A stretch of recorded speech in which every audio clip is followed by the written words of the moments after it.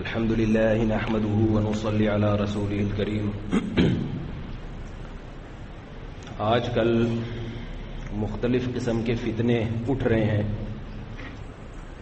اور میں نے بتایا کہ یہ تمام فتنے قرآن و سنت کے نام پر لیبل کیا لگا رہے ہیں؟ قرآن و سنت کی ہم خدمت کر رہے ہیں، ہم لوگوں کو قرآن و حدیث کی طرف لے کر آ رہے ہیں. مگر در حقیقت قرآن و سنت کا لیبل ہوتا ہے، مقصد ہے امت میں پھوٹ ڈالنا، لڑوانا مختلف عنوانات سے، اسلاف سے بدگمان کرنا، اکابر سے، بزرگوں سے بدگمان کرنا، ان کی کتابوں سے چیزیں نکال نکال کے فلاں کافر، فلاں نے یہ لکھا، فلاں گستاخی رسول. تو میں نے اس بارے میں ایک بیان کیا تھا جمعے کے دن. اس بیان میں میں نے یہ کہا تھا کہ جن علماء کا، جن شخصیتوں کا بزرگ ہونا مسلم ہو، ان کے اعمال سے، ان کی قربانیوں سے، ان کی تصانیف سے ثابت ہو جائے کہ یہ معمولی لوگ نہیں تھے، وقت کے ولی اللہ تھے، تو اگر ان کی کتاب میں، ان کے کلام میں کوئی چیز ہمیں ایسی لگے جو بظاہر شریعت کے خلاف ہے تو ہمیں اس کی تعویل کرنی چاہیے. سمجھ میں آ رہی ہے بات؟ پھر میں نے اس پر کہا تھا کہ جیسے حضرت مولانا اشرف علی تھانوی رحمہ اللہ تعالیٰ پر الزام لگایا ہے کہ وہ ان کے کسی مرید نے کلمہ پڑھا اشرف علی رسول اللہ، تو میں نے کہا ظاہر ہے اگر یہ حقیقت مراد ہوتی تو ان کے جتنے شاگرد ہیں، ان کے خلفاء ہیں، ان کے نائبین ہیں، وہ ان کو رسول اللہ مانتے. سمجھ رہے ہیں بات کو؟ آپ کو پتا ہے کہ کوئی بھی ان کو رسول اللہ نہیں مانتا، کوئی بھی ان کو رسول اللہ نہیں مانتا، بلکہ ان کے شاگردوں نے ختم نبوت کے لیے جو قربانیاں دی ہیں وہ قربانیاں کسی اور کے حصے میں نہیں آئیں.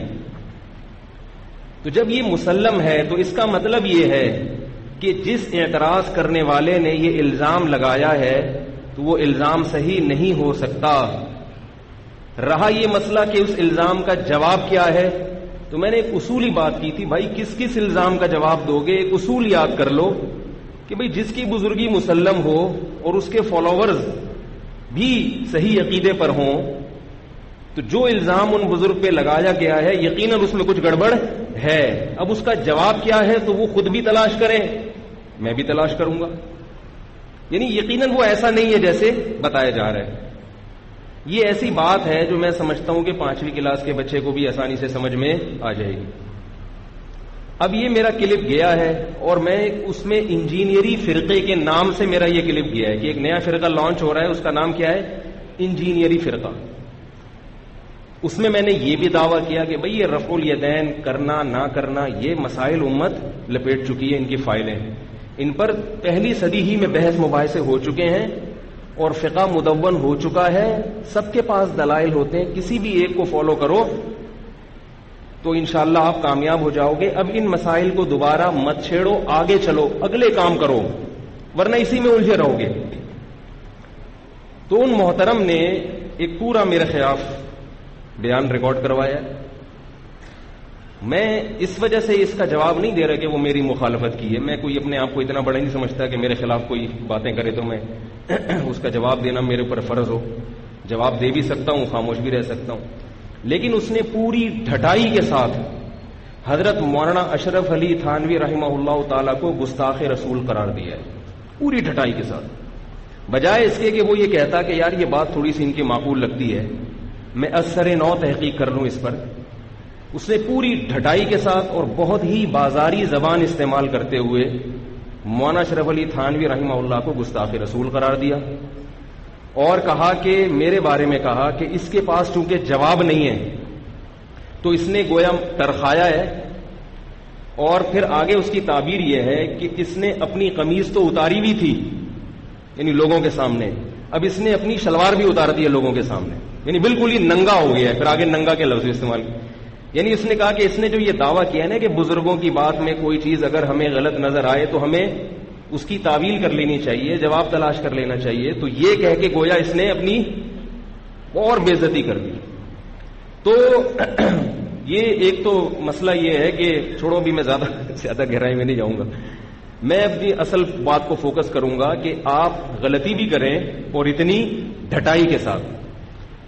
اور پھر اس نے مولانا اشرف علی تھانوی رحمہ اللہ کو بار بار گستاخ رسول کہا اور ہمارے اکابر کو گستاخ رسول کہا, اور تضاد بیانی پورے کلپ میں اتنی ہے, وہ میں اس کی متضاد باتیں کیا ہیں وہ میں نے لکھ لی تھی.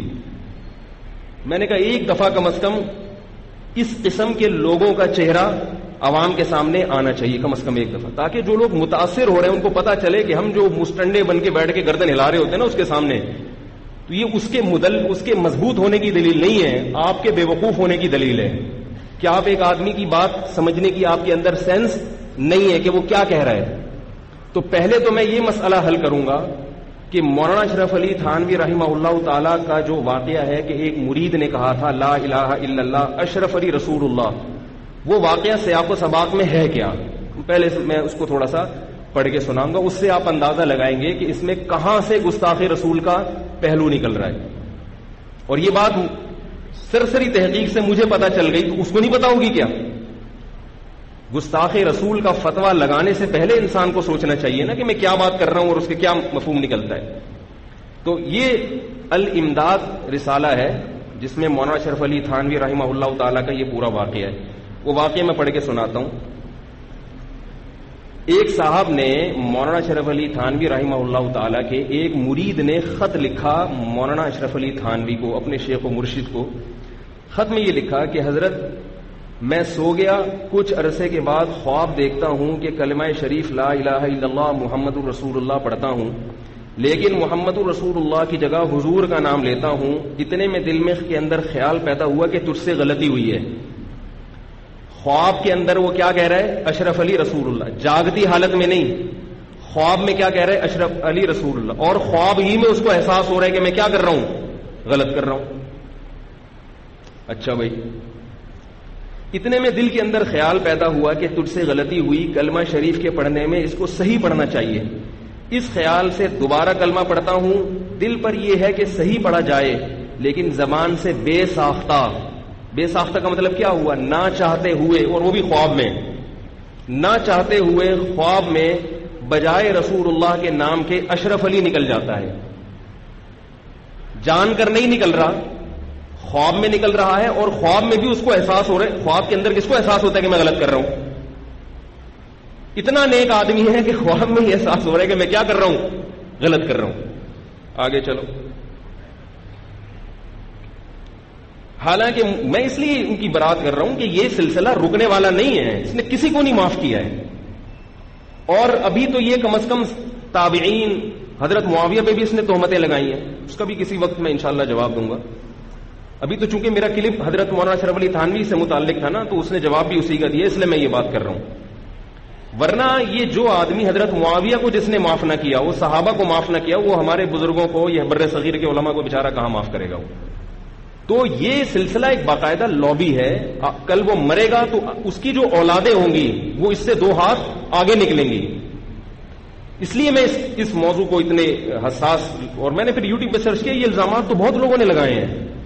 اشرف علی رسول اللہ, اشرف علی, طوفان بدتمیزی ہے ہمارے بزرگوں کے خلاف. اور یہ ہمارے بزرگ نہیں, یہ لوگ کہتے ہیں اپنے بزرگ. بھائی بر صغیر کے بزرگ ہیں یہ وہ لوگ ہیں جنہوں نے بر صغیر میں اسلام کی حفاظت کے لیے ایڑی چوٹی کا زور لگایا. بر صغیر میں علم دین ختم ہو گیا تھا, ان کی قربانیاں ہیں. یہ صرف میرے بزرگ نہیں ہیں. یہ لوگ اگر نہ ہوتے انگریز کے مقابلے میں, علم کی یہ بنیادیں نہ رکھتے, آج ہمارا ایمان محفوظ نہیں ہونا تھا. اس کو مسلک پرستی سے آپ تعبیر نہ کریں. تو اب دیکھو, وہ شخص کہتا ہے زبان سے بے ساختہ بجائے رسول اللہ صلی اللہ علیہ وسلم کے نام کے اشرف علی نکل جاتے ہیں. حالانکہ مجھے اس بات کا علم ہے کہ اس طرح درست نہیں. یہ پورے اسی کے الفاظ نقل کر رہا ہوں میں. لیکن بے اختیار زبان سے یہی کلمہ نکلتا ہے. 2-3 بار جب یہی صورت ہوئی تو حضور صلی اللہ علیہ وسلم کو اپنے سامنے دیکھتا ہوں, اور بھی چند شخص رسول اللہ صلی اللہ علیہ وسلم کے پاس تھے. لیکن اتنے میں میری یہ حالت ہو گئی کہ میں کھڑا کھڑا بوجہ اس کے کہ رقت طاری ہو گئی, زمین پر گر گیا. یعنی اس کو خواب میں اپنی غلطی کا ایسا احساس ہو رہا ہے کہ نبی میرے پاس تشریف لائے, میں کھڑا ہوا استقبال میں, مگر اس غم میں کہ میرے منہ سے کیا نکل رہا ہے, کیا وہ ختم نبوت کا منکر ہوتا تو یہ غم ہوتا اس کا؟ قادیانی جب کہتے ہیں کہ مرزا رسول اللہ ہے تو ان کے پسینے چھوٹتے ہیں یا وہ خوشی سے اور باغ باغ ہو جاتے ہیں؟ تو یہ سب خواب کی باتیں ہیں، اور جاگتی حالت میں بھی اس کی زبان سے یہ کلمہ نکلا ہے، آگے آ رہا ہے، وہ بھی کہہ رہے کہ میں نہیں چاہ رہا تھا، میری زبان لڑکھڑا رہی تھی. تو یہ اس کی علامت ہے کہ اس کا پریشان ہونا اس کی علامت ہے کہ وہ محمد صلی اللہ علیہ وسلم کو آخری نبی سمجھتا ہے اور حضرت مولانا اشرف علی تھانوی کو اللہ کا رسول نہیں سمجھتا. اگر وہ سمجھتا ہوتا تو خوش ہوتا اس پر. اب کیا قصہ ہے آگے؟ کہہ رہے رقت طاری ہو گئی. رقت گاڑا لفظ ہے اردو کا. رونے لگا میں بے تحاشا. رقت طاری ہو گئی تو زمین پر گر گیا اور نہایت زور کے ساتھ چیخ ماری، اور مجھ کو معلوم ہوتا تھا کہ میرے اندر کوئی طاقت باقی نہیں رہی ہے. اتنے میں بندہ خواب سے بیدار ہو گیا، لیکن بدن میں بدستور بے حسی تھی. یعنی خواب کے اثرات اتنے زیادہ ہوئے میرے اوپر، ٹینشن میں آیا ہوں کہ میں جاگنے کے بعد بھی میرے ہوش و حواس سلامت نہیں تھے. یہ ختم نبوت پر پکا 100% یقین تھا تو ایسا ہوا ہے کہ خواب میں بھی اتنا بیچارہ پریشان ہو گیا کہ جاگنے کے بعد بھی اس پہ وہ خواب کی کیفیات ایسی طاری ہوئی ہیں کہ وہ بے حس ہو گیا. اس کا مطلب وہ پریشان ہو رہا ہے اس جملے کے منہ سے نکلنے پر، خوش نہیں ہو رہا وہ. اچھا، لیکن بدن میں بدستور بے حسی تھی اور وہ اثر ناطاقتی بدستور تھا. ناطاقتی کا مطلب کمزوری، طاقت جسم سے ختم ہو گئی. لیکن حالت خواب اور بیداری میں رسول اللہ صلی اللہ علیہ وسلم کا ہی خیال تھا. لیکن حالت بیداری میں کلمہ شریف کی غلطی پر جب خیال آیا تو اس بات کا ارادہ ہوا کہ اس خیال کو دل سے دور کیا جائے، اس واسطے کہ پھر کہیں دوبارہ ایسی غلطی نہ ہو جائے. اب وہ بیچارہ غلطی کو دور کرنے کے لیے کیا کر رہا ہے؟ لیکن بئی خیال بندہ بیٹھ گیا اور پھر دوسری کروٹ لیٹ کر کلمہ شریف کی غلطی کے تدارک میں رسول اللہ صلی اللہ علیہ وسلم پر درود شریف پڑھتا ہوں. اس کو پتا ہے کہ خواب میں غلط ہوا ہے مجھ سے، تو اب میں اس کا تدارک کر کے کیا کروں؟ درود شریف پڑھوں. اب درود شریف میں کیا ہے کہ میری زبان سے کیا میں یہ کہتا ہوں اللہم صلی علی سیدنا و نبینا و مولانا اشرف علی. حالانکہ اب تو میں بیدار ہوں، یعنی وہاں بھی نبی کے نام کے بجائے میری زبان سے کیا نکل رہا ہے؟ اشرف علی. اور کہہ رہے اس میں پریشان ہوں کہ بھائی اب تو میں جاگ رہا ہوں، اب میری زبان سے ایسا لفظ کیوں نکل رہا ہے؟ اس کا مطلب ہے کہ وہ اس پر دل سے راضی نہیں ہے، اس کی بے ہوشی کی کیفیت ہے، بے حسی کی کیفیت ہے، اس میں اس کی زبان غلطی کر رہی ہے. آگے اس کے الفاظ، لیکن بے اختیار ہوں، مجبور ہوں، زبان اپنے قابو میں نہیں ہے. بات آ رہی ہے سمجھ میں کہ یہ جو نبی کی جگہ اشرف علی کا نام نکلا، اس کے بارے میں کہہ رہے بے اختیار ہوں، مجبور ہوں، زبان اپنے قابو میں نہیں ہے. اس روز ایسا ہی کچھ خیال رہا تو دوسرے روز بیداری میں رقت رہی، خوب رویا کہ میرے منہ سے نہ چاہتے ہوئے بھی کیا الفاظ نکل رہے ہیں، اور بھی بہت سی وجوہات ہیں. اب دیکھو میری ایک بات سنو، ایک آدمی چیخ چیخ کے کہہ رہا ہو کہ حضرت خدا کی قسم، اللہ کی قسم، یہ جان بوجھ کر میری زبان سے نہیں نکل رہا، میں چاہ رہا ہوں کہ نہ نکلے مگر اشرف علی نکل رہا ہے میری زبان سے، مجبور ہوں، بے اختیار ہوں. اس کا عقیدہ اگر خراب ہوتا، وہ اگر کافر ہوتا، عقیدہ کس کی کیفیت کا نام ہے؟ دل کی. زبان دل کی عکاسی کرتی ہے، لیکن جب دل اختیار میں نہ ہو یا وہ خواب کی ٹینشن میں آیا ہوا ہو کہ یار میں نے کیا دیکھ لیا، اور اس ٹینشن کی وجہ سے اس کے اعصاب نے کام کرنا چھوڑ دیا، وہ بار بار چیخ رہا ہے کہ بے اختیار ہوں، مجبور ہوں، غلطی سے نکل رہا اور پریشان ہوں. میں پریشان تھا تبھی تو آگے بتا رہے میرے سے کیا ہو گیا. اگر یہ کافر ہو جاتا، یہ لوگ کہتے ہیں کہ اس خواب پہ مولانا اشرف علی تھانوی جو خاموشی اختیار کی تو معاذ اللہ وہ بھی گستاخ رسول تھے، کیونکہ گستاخی پہ خاموشی اختیار کرنا یہ بھی کیا ہے؟ گستاخی ہے. جب گستاخی تھی نہیں، جب اس کا یہ عمل کفر تھا ہی، گستاخی ہوگی تو کفر بھی ہوگا نا. جب اس کا یہ عمل کفر تھا ہی نہیں تو اس پہ خاموشی اختیار کرنا کہاں سے کفر ہو گیا؟ ایسا شخص میرے پاس بھی آئے گا، آپ کے پاس بھی آئے گا، آپ اس کو تسلی دیں گے، کیونکہ آپ اور ڈرائیں گے تو نتیجہ کیا نکلے گا؟ اور زبان سے نکلے گا. ہمارے پاس ایسے کیسز ہوتے ہیں، لوگ آتے ہیں کہ میں طلاق کا لفظ مسلط ہو گیا ہے، ایسے کیسز آتے ہیں. میرے پاس ایسا کیس آیا کہ اس کو ایک آدمی کو ذہن میں مسلط ہو گیا کہ جس چیز سے انسان بہت زیادہ بچنے اور ڈرنے کی کوشش کرتا ہے نا، ڈرتا ہے اور بہت بچنے کی، کہ یہ کسی ماہر نفسیات سے پوچھیں کہ جو آدمی جس چیز سے بہت زیادہ ڈرتا ہے نا، وہ چیز اس کے اوپر نفسیاتی طور پر مسلط ہو جاتی ہے. جیسے جو لوگ ہر وقت ڈرتے ہیں کہیں زبان سے طلاق نہ نکل جائے، طلاق نہ نکل جائے، طلاق نہ نکل جائے، ان کو خواب میں بھی طلاقیں آ رہی ہوتی ہیں اور جاگتی حالت میں بھی. میرے پاس ایسے آئے ہیں کیسز. ایک صاحب کہہ رہے تھے, انہوں نے مجھے خط لکھا کہ مجھے بار بار ڈر لگا رہتا تھا طلاق نہ نکل جائے, طلاق نہ نکل جائے. تو کہہ رہے ہیں پھر ایک دن کیا ہوا کہ سوتے ہوئے میں میرے منہ سے طلاق نکل گئی, یعنی نیند میں کئی طلاقیں نکلی. اب کیا ہوا, کہہ رہے میں جب جاگا تو میں بے ہوش تھا اور پھر میرے منہ سے دھڑ دھڑ دھڑ طلاقیں نکل گئی, کیونکہ اس کو ہر وقت کی ڈر لگا ہوا ہے کہ طلاق میں, اس کو پتا ہے کہ طلاق بڑی خطرناک چیز ہے اور بیوی حرام ہو جائے گی, یہ ہو جائے گا. اس نے ذہن پر اس کی پوری کیفیت سے پتا چل رہا ہے کہ اس کو اپنے شیخ سے محبت تھی, تو اس کو یہ ڈر لگ رہا ہے کہ عقیدت میں کہیں اتنا غلو نہ ہو جائے کہ میں ان کو نبی کے برابر ہی نہ بنا دوں. تو یہ توحید پر اور ختم نبوت پر اتنا پکا تھا, جیسے اس آدمی کو وہم ہو گیا نا طلاق نہ نکل جائے, اس کا مطلب وہ تو طلاق دینے پر کبھی بھی راضی ہو ہی نہیں سکتا, تبھی تو وہم ہو گیا اس کو. خوف لاشعور میں خوف بیٹھ گیا اس کے. تو اب یہاں بھی اس کو ڈر لگا ہوا ہے. تو ایسے آدمی کو یہ فتویٰ دیا جائے گا تو کافر ہو گیا, چماٹ ماریں گے اس کو, بدتمیز, تجھے شرم نہیں آتی, تو اور ڈر جائے گا وہ.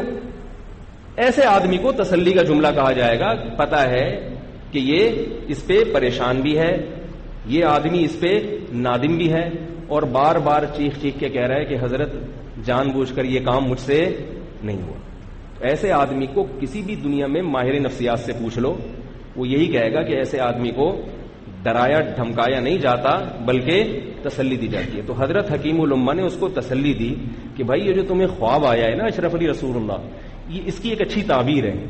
وہ یہ کہ اس میں اشارہ ہے کہ تم جس سے تعلق قائم کرنا چاہتے ہو وہ متبع سنت ہے, اس لیے اس کو رسول اللہ کے لفظ سے خواب میں تعبیر کیا گیا. سمجھ میں آ رہی ہے بات کہ وہ سنت کی اتباع کرنے والا ہے. اب رہا یہ مسئلہ کہ کیا ایسا خواب کسی کو آئے, تو اب میں اس کو قرآن و سنت کی روشنی میں تھوڑا سا بتاتا ہوں کہ خواب میں جو چیز جیسی نظر آتی ہے حقیقت میں وہ ویسی نہیں ہوتی. حضرت ابو ہریرہ رضی اللہ تعالیٰ عنہ کی حدیث ہے صحیح مسلم میں. دیکھو بیڑیاں آپ کے پاؤں میں اگر پڑی ہوئی ہوں عام حالات میں, آپ اس سے پریشان ہو گئے یا خوش ہو گئے؟ پریشان ہو گئے. بیڑیاں کس کے پاؤں میں ہوتی ہیں؟ بولو نا بھائی, چور کے پاؤں میں ہوتی ہیں. بیڑیاں کس کے پاؤں میں ہوتی ہیں؟ چوروں کے پاؤں میں, جن پہ جرائم ثابت ہوتے ہیں. اکثر و بیشتر, کبھی بے گناہ کے بھی ہوتی ہیں, اکثر و بیشتر کس کے پاؤں میں بیڑیاں ہوتی ہیں؟ چور کے. لیکن حضرت ابو ہریرہ کی حدیث ہے صحیح حدیث, وہ فرماتے ہیں کہ احب القید فی المنام, کہ میں خواب میں اپنے پاؤں میں بیڑیوں کو پسند کرتا ہوں. مجھے خواب آئے اور میرے پاؤں میں بیڑیاں ہوں تو یہ اچھا خواب ہے, برا خواب نہیں ہے. آگے شارحین نے لکھا ہے اس لیے برا خواب نہیں ہے کہ یہ اس کی علامت ہے کہ دین پر آپ کیا ہیں؟ ثابت قدم ہیں. بیڑیاں پڑی ہوئی ہیں, انشاءاللہ آپ ہلیں گے نہیں. اب دیکھو, اب میں کسی کے بارے میں خواب سناؤں کہ اس نے یہ دیکھا, کہ میرے بارے میں کوئی خواب سنا ہے کہ مولانا طارق مسعود صاحب کے پاؤں میں بیڑیاں پڑی ہیں, میں نے خواب میں دیکھا. میں کہوں تو گستاخ ہے, میرے بیانات بھی سنتا ہے اور مجھ پہ تہمت لگا رہے, بیڑیاں پڑی, تھپڑ. میں کوئی چور کا بچہ نظر آتا ہوں تیرے کو ہے بھائی؟ میں کوئی شکل سے تیرے کو چور نظر آتا ہوں؟ تو یہ میرے پاگل ہونے کی دلیل ہوگی, ٹھیک ہے, کہ خواب کی چیز کو میں حقیقت پر قیاس کر رہا ہوں, خواب کی باتوں کو میں جاگتی حالت پر قیاس کر رہا ہوں. خواب میں بڑی عجیب عجیب چیزیں ہوتی ہیں. ابن سیرین رحمہ اللہ کے دور میں کسی کو خواب آیا کہ میں نے دیکھا کہ میری چارپائی کے نیچے آگ لگ رہی ہے. تو انہوں نے بتایا کہ بھائی وہ کھودو نیچے خزانہ ہے. کھودا تو خزانہ تھا. انہوں نے کہا سردیوں میں آگ کا دیکھنا یہ کیا ہے؟ رحمت ہے اللہ کی. ایک واقعہ لکھا ہے, واللہ عالم کی سند نہیں ہے تو چھوڑو, یہ کوئی ہمارا استدلال اس سے نہیں ہے, ٹھیک ہے. اور تاریخی واقعات کے لیے سند کا بہت زیادہ مضبوط ہونا بھی ضروری نہیں ہے. یہ بھی ایک بات ہے جو میں بھی بتاؤں گا, اس پہ بھی لوگ پکڑتے ہیں ہمیں, یہ تاریخی واقعے کی سند صحیح. ہاں, اس تاریخی واقعے سے کوئی شرعی مسئلہ ثابت ہو رہا ہو پھر اس کی سند کا صحیح ہونا ضروری ہے. اس کو بھی کچی پکڑ کے رکھیں, میں اس پر بھی مجھ پر الزامات لگیں, اس کا میں جواب دوں گا. تو میں یہ عرض کر رہا تھا کہ پہلی بات یہ کہ خواب میں کی تعبیریں ہوتی ہیں. اگر خواب میں کسی نے دیکھ لیا کہ فلاں رسول اللہ, تو یہ اس کی علامت نہیں ہے کہ وہ ختم نبوت کا منکر ہے. وہ خواب ہے, اس پہ کیوں ڈانٹ لگا رہے ہو اس کو؟ ام الفضل رضی اللہ تعالی عنہا, جو رسول اللہ صلی اللہ علیہ وسلم کی چچی تھیں, ان کو خواب آیا. وہ ڈر گئی خواب میں. انہیں لگا کہ یہ گویا برا خواب دیکھا ہے میں نے. وہ نبی کے پاس آئیں, عرض کیا یا رسول اللہ میں نے ایک عجیب خواب دیکھا ہے, منکر, یعنی گویا کہ برا خواب. کیا دیکھا؟ فرمایا میں نے دیکھا آپ کے جسم کا ایک ٹکڑا ٹوٹ کے میری جھولی میں آ کے گرا ہے. اب اس کو بھی گستاخی کہو گے؟ نبی کے جسم کے ٹکڑے کٹ رہے ہیں، ٹوٹ رہے ہیں، وضو ٹوٹ رہا ہے. عام حالت میں کسی کا وضو کٹ جائے، وضو ٹوٹ جائے، یہ اچھی بات ہے بری بات ہے؟ خواب میں جب یہ آیا، اور وہ سمجھ رہی، انہوں نے عام حالت پہ قیاس کیا حضرت ام الفضل نے کہ بھئی عام حالت میں جب کسی کا بازو ٹوٹ جائے، گوشت کٹ جائے، تو یہ گوشت کا کٹنا، بازو کا ٹوٹنا یا کسی عضو کا الگ ہو جانا یہ اچھی خبر نہیں ہے. آپ کو فون آئے آپ کے بیٹے کا بازو کٹ گیا ہے تو آپ خوش ہو گئے یا رو گئے؟ اور معاذ اللہ نبی صلی اللہ علیہ وسلم کے بارے میں صحابہ کو ایسی خبر آتی تو بہت پریشان ہوتے. تو نبی صلی اللہ علیہ وسلم نے اس کو اچھا خواب قرار دیا اور فرمایا کہ میری بیٹی فاطمہ کے بچہ پیدا ہوگا جو تمہاری گود میں، تم اس کو اپنی گود میں لے کے بیٹھو گی. تو خوابوں کی دنیا بالکل ایک الگ دنیا ہوتی ہے. سمجھ رہے ہو کہ نہیں سمجھ رہے؟ ایک اور خواب میں سناتا ہوں. علامہ ذہبی رحمہ اللہ تعالی جو جرح و تعدیل کے بہت بڑے امام ہیں، انہوں نے اپنی کتاب میں نقل کیا ہے. اب ان پہ بھی گستاخی رسول کا فتویٰ لگا دو. علامہ ذہبی پر اگر لگاؤ گے نا فتویٰ تو آپ کو جرح و تعدیل کے امام سے ہاتھ دھونے پڑ جائیں گے، حدیثوں سے ہاتھ دھونے پڑ جائیں گے. انہوں نے واقعہ نقل کیا ہے کہ کسی کو خواب آیا کہ نبی صلی اللہ علیہ وسلم کا انتقال ہو گیا ہے. پتہ یہ چلا کہ امام احمد بن حنبل کا انتقال ہوا، پتہ یہ چلا کہ امام شافعی کا انتقال، امام احمد بن حنبل کے انتقال سے پہلے ایسا خواب آیا. یہ میں ان کی پوری عبارت ذرا آپ کو سناتا ہوں.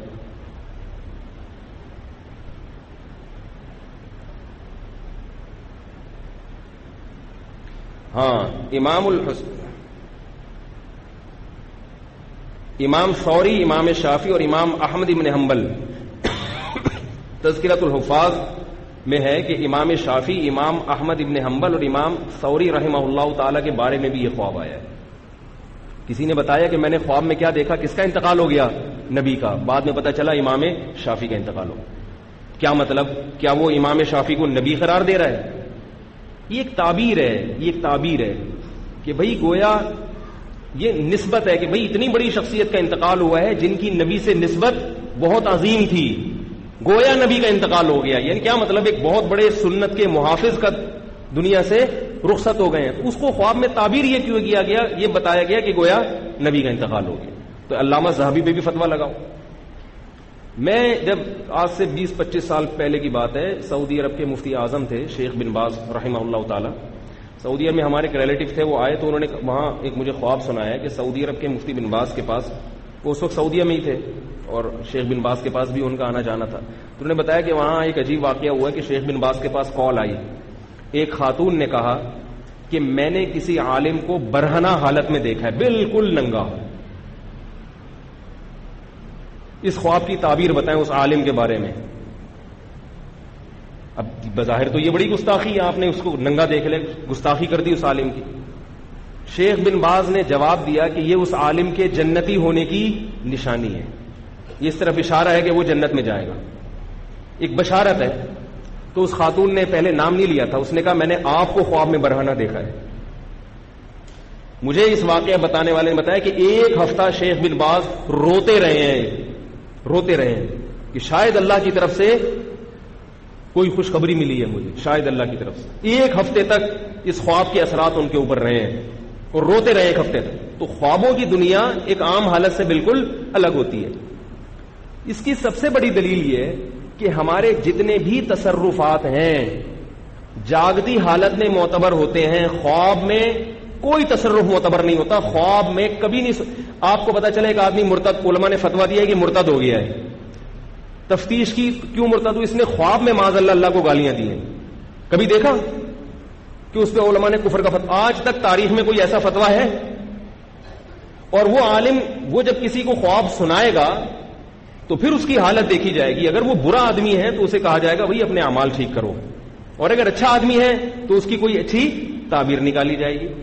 سمجھ میں آ رہی ہے بات کہ نہیں آ رہی؟ مجھے ایک شخص نے خواب بتایا کہ حضرت میں نے خواب دیکھا کہ میں معاذ اللہ رسول اللہ صلی اللہ علیہ وسلم کو قبر میں دفن کر رہا ہوں. مجھے معلوم تھا کہ وہ آدمی کافر نہیں ہے. میں نے اس کی ایک اچھی تعبیر بتائی. میں نے کہا مجھے ایسا لگتا ہے کہ آپ سنتوں کو آہستہ آہستہ چھوڑ رہے ہیں. تو یہ نبی کو دفن کرنا میرے خیال میں یہ تعبیر ہے کہ آپ سنتوں کو آہستہ آہستہ اپنی زندگی سے نکال رہے ہو. تو شریعت کو فالو کرو. اس خواب میں آپ کو تنبیہ کی گئی ہے, ورنہ یہ اس کو بھی گستاخی پر لے جایا جا سکتا ہے. تو یہ فضول قسم کی لوگ ہیں جن کا بیٹھ کے کام کیا ہے, توپیں چلانا. تو تمام دوائیں بچوں کی پہنچ سے دور رکھیں. ہمارا دین یتیم نہیں ہے. اور ایک اور بات, جاگتی حالت میں بھی یہ کہہ رہے غلطی سے نکلا, بے حصہ, زبان مجبور. نفسیاتی اثرات ہے نا, آپ کسی نفسیاتی ڈاکٹر سے جا کے پوچھیں, وہ آپ کو ایسے کہ صبح و شام بتائے گا.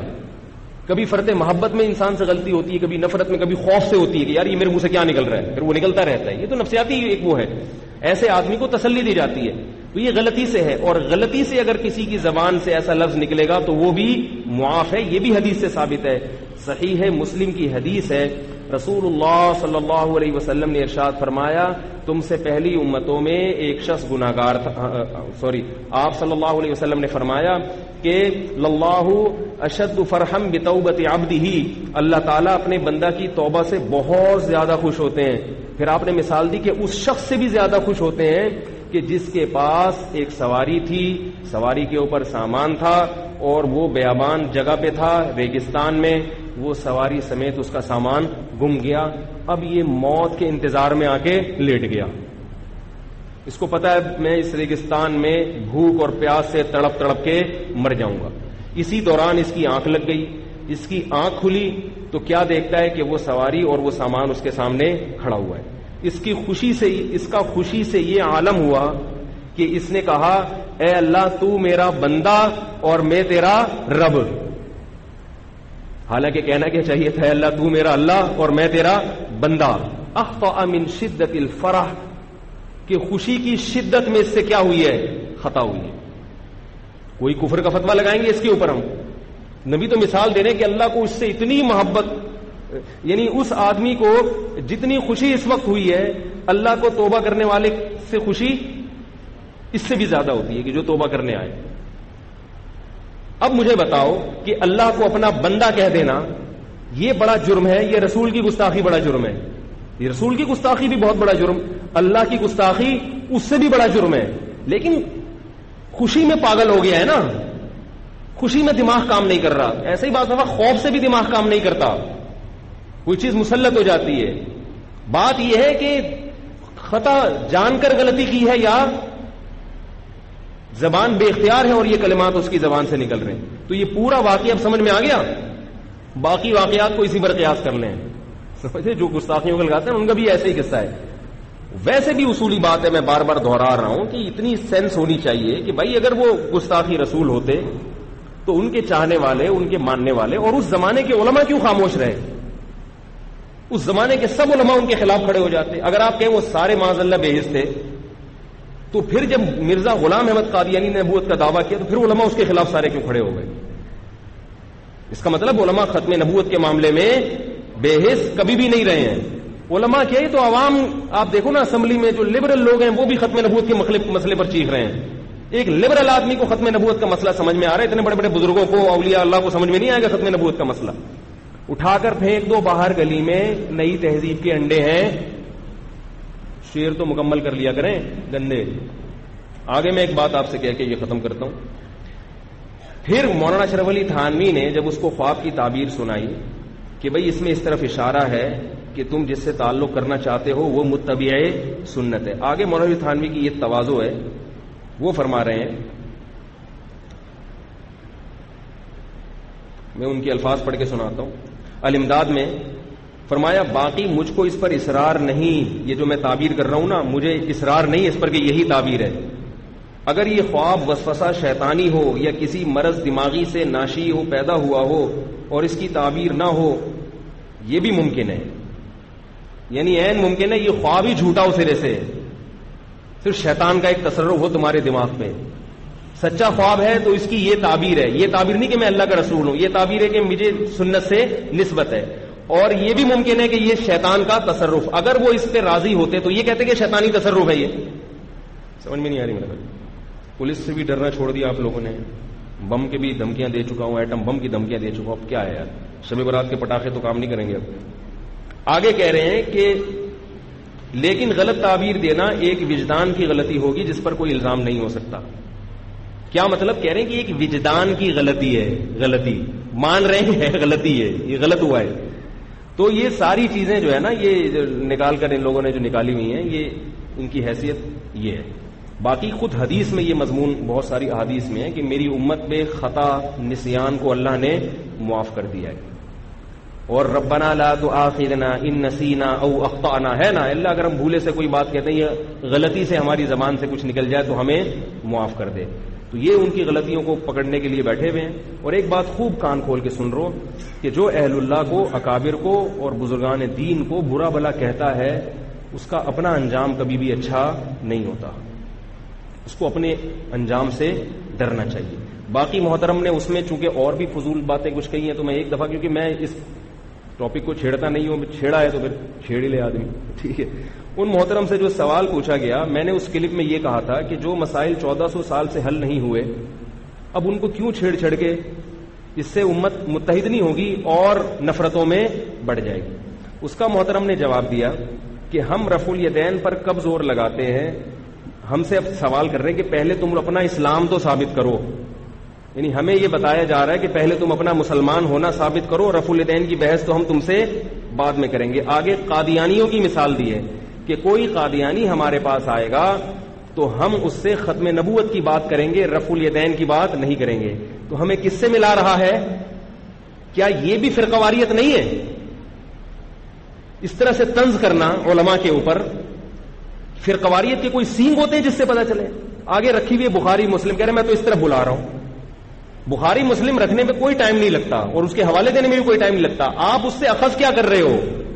کس طرح سے آپ لوگوں پہ کفر کے فتوے لگا رہے ہو؟ اور کمال کی بات یہ، اتنی تضاد بیانی اس کے کلپ مختلف، میں نے 2-4 کلپ سنے، اتنی تضاد. ایک طرف کہہ رہا ہے ہم کسی کو کافر نہیں کہتے، ہم کسی کو کافر نہیں کہتے. دوسری طرف کہہ رہا ہے اشرف علی تھانوی گستاخ رسول. پھر ہمیں کہہ رہا ہے کہ یہ لوگ اپنے کفری عقائد کو چھپا کے بیٹھے ہوئے ہیں. جب آپ کافر نہیں کہتے تو ہمارے عقائد کو کفریہ کیوں کہہ رہے ہو؟ پھر ہمیں گستاخ رسول کیوں کہہ رہے ہو؟ آپ کہہ سکتے ہیں کہ مجازن گستاخ رسول کہہ دیا. آگے اسی کلپ میں آپ لوگ سن لیں، اس نے خود کہا ہے کہ کسی کو گستاخ رسول کہہ دینے سے بڑا کفر کا فتویٰ کیا ہو سکتا ہے. میں اس پر حیران نہیں ہوں، ان مستنڈوں پہ حیران ہوں جو سامنے بیٹھے ہوئے ہیں. وہ اس کو نہیں پکڑ رہے کہ بھائی آپ نے ابھی خود کہا ہے کہ میں کسی کو کافر نہیں کہتا، یہ لوگ ایک دوسرے کو کافر کہتے ہیں. آپ نے حضرت ابھی خود یہ کہا ہے، اور اب آپ کہہ رہے ہیں کہ یہ گستاخ رسول ہے، اور پھر اسی میں تھوڑی دیر کے بعد کہہ رہے ہیں کسی کو گستاخ رسول کہہ دینا سب سے بڑا کفر کا فتویٰ تو یہی ہے. ٹھیک ہے. اور سامنے بیٹھے ہوئے لوگ سبحان اللہ ماشاء اللہ ہاں ہاں. یہ ہے مینٹل اپروچ. میری بات کو اس نے میرے کلپ پہ تبصرہ کیا کہ میرے بارے میں کہ ان کی بات جو ہے نا کسی پاؤڈری کی سمجھ میں بھی نہیں آئے گی.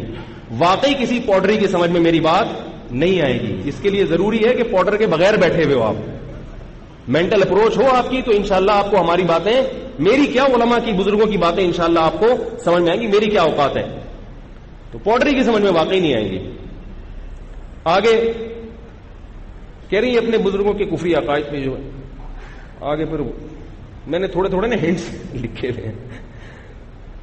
اچھا آگے یہ بھی کہا ہے کہ یہ لوگ اتنے بڑے گستاخ رسول ہیں کہ ان کے پیچھے وہ کون تھا، وہ جس قاتل تھا ممتاز قادری کو بھیجنا چاہیے. یعنی ہم اتنے بڑے معاذ اللہ گستاخ رسول ہیں کہ ممتاز قادری ہمارا علاج ہے. سمجھ رہے ہو؟ یہ بہت بڑی تہمت ہے یا نہیں؟ ختم نبوت کا دفاع کر کون رہا ہے؟ لندن میں سب جو ختم نبوت کی تحریک ہے، سہیل بابا لندن والے، وہ ہمارے مسلک پر ہیں. پورے لندن میں انہوں نے قادیانیوں کو لوہے کے چنے چبوائے ہوئے ہیں. اسمبلی میں یہ مسئلہ کہ اٹھانے والے کون تھے ختم نبوت کا؟ ہمارے علماء اٹھانے والے تھے. میں دوسرے کا انکار نہیں کرتا، دوسروں نے بھی ساتھ دیا ہے اس مسئلے میں، سب متحد. بنیاد رکھنے والے کون تھے؟ قربانیاں دینے، سب سے زیادہ قربانیاں، سب سے زیادہ، میں نہیں کہہ رہا دوسرے نے قربانیاں نہیں دی، سب سے زیادہ قربانیاں ان بر صغیر کے علماء نے دی جن کو یہ گستاخ رسول کہہ رہا ہے. تو اور بعض لوگوں کو بزرگوں پہ اس لیے بھی تان کرتے ہیں کہ ان کے اپنے کوئی بزرگ نہیں ہوتے. سمجھ میں آ رہی ہے بات؟ ایک آدمی کو ڈر ہوتا ہے نا کہ میں اس کے ابا کو برا کہوں گا تو میرے ابا کو برا کہے گا، لیکن ایک آدمی کو یہ ڈر ہی نہیں ہے کہ میں اس کے ابا کو برا کہوں گا تو اس کا کوئی ابا ہی نہیں ہے. ایک صاحب میرے پاس آئے، وہ کہنے لگے کہ وہ اکابر جو آپ کے صدیوں تک چلے آ رہے ہیں نا، ان کی عبارتوں میں گستاخی، کوئی صاحب مناظرہ کرنا چاہ رہے ہیں آپ سے. میں نے کہا مناظرہ تو میں نہیں کرتا، محبت کے ساتھ علمی بحث ہم کر لیں گے، لیکن اس کی ایک شرط ہے کہ وہ جو میرے ساتھ اس موضوع پر بات کرنے والے ہیں وہ اپنے بھی اکابر کا ایک سلسلہ پیش کریں، نبی صلی اللہ علیہ وسلم سے جا کے ملتا ہو، تاکہ وہ عبارتیں میرے بزرگوں کی کتابوں سے دکھائیں تو میں ان کے بزرگوں سے بھی وہ عبارتیں نکال کے دکھاؤں. کیا خیال ہے؟ کیونکہ میں نے کہا کہ اگر میں ایسا کروں گا نا کہ بھئی یہ تو تمہارے بزرگ نے بھی لکھا ہے، تو یہ فوراً کہتے ہیں ہمارا ان سے کوئی تعلق نہیں، ہم لعنت بھیجتے ہیں ان پر. تو میں نے کہا میں اپنے بزرگوں کے بارے میں ایسا نہیں کہہ سکتا. ابا تو ابا ہوتا ہے نا، یہ تھوڑی میرا یہ ابا ہی نہیں ہے، ایسا تھوڑی ہوتا ہے بھائی. ٹھیک ہے، میرے یہ دادا ہے ہی نہیں. تو آپ کہاں سے ٹپکے ہیں؟ جیسے جسمانی سلسلہ ہوتا ہے ایسے ہی روحانی سلسلہ بھی نبی تک پہنچنا ضروری ہے. میں نے جمعے میں پورا بیان اس ٹاپک پر کیا تھا. وہ یعلمہم الکتاب، نبی سکھائیں گے صحابہ کو، صحابہ تابعین کو، تابعین کتاب اللہ سیکھنے کے لیے رجال اللہ بھی، کتاب اللہ سیکھی جائے گی رجال اللہ سے، اس میں تزکیہ بھی ہے، ساری چیزیں سلسلہ چلا آ رہا ہے. تو پہلے آپ اپنے بزرگوں کی لسٹ پیش کرو. لسٹ ہی نہیں ہے تو پھر جب آپ کوئی آپ کے یعنی مقابلے کی شرط پہ ہی پورا نہیں اتر رہا تو اس سے بحث کرنا فضول ہے. سمجھ میں آ رہی ہے بات؟ تو یہ حساب ہے. تو اس لیے بیٹھ کے پھینک رہے ہیں وہ بھی ایسا، وہ بھی کافر، فلانا بھی ایسا. آگے محترم نے لکھا ہے، وہ اس نے کہا کہ بھئی یہ رفع الیدین کے مسائل حل ہونے والے نہیں ہیں، تو صدیوں سے اختلاف چلا آ رہا ہے، ان کو چھوڑ دو، آگے چلو. تو اس نے کہا کہ ہمارا کام ہے اپنی بات پہنچا دینا. آگے نبی سے دوزخیوں کے بارے میں سوال نہیں کیا جائے گا. مثالیں دیکھو، رفع الیدین جو نہیں کر رہے نا ان کو تشبیہ کس سے دی جا رہی ہے؟ دوزخیوں سے. اس کے بعد بھی کوئی یہ کہہ سکتا ہے کہ یہ شخص فرقواریت نہیں پھیلا رہا؟ نہیں آ رہی میرا غلط. کامن سینسو اتنے بڑے بڑے الزامات کہ آپ رفع الیدین کا ایک جزوی مسئلہ ہے اس پہ آپ کس سے تشبیہ دے رہے ہو؟ دوزخیوں سے، کبھی قادیانیوں سے. آگے اس نے یہودیوں کی مثال بھی دی ہے کہ بھئی ہم تو صاف پہنچائیں گے جسے دوزخ میں. اور پھر یہ کہا ہے کہ یہ لوگ یہ دعویٰ تو کرتے ہیں ان چیزوں کا مگر ان کتابوں کو مانتے نہیں ہیں. اس کا بھی میں جواب دیتا ہوں، پھر اپنے اصل موضوع کی طرف آتا ہوں.